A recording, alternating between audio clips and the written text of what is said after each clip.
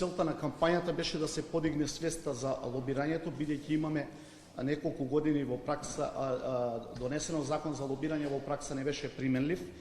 Дел од анализите покажаа дека е и резултат на не познавање на јавноста на што значи лобирањето, и друга причина беше што имаме недоречености во самиот закон, зашто е веќе формирана работна група.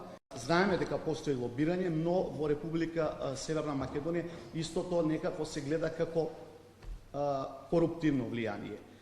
Целта и на овој закон и на нашите европски партнери кои што го промовираат е да имаме влијанието кој што се врши врз носителите на јавни одлуки да биде забележано.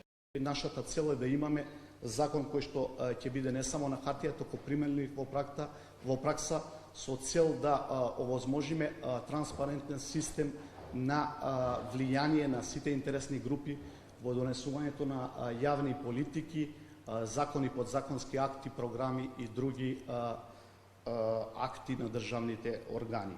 ДКСК ќе продолжи транспарентно да го следи овој процес и активно да учествува во работната група, се со цел да имаме услови за клучни предуслови за добро управување и спречување на корупцијата.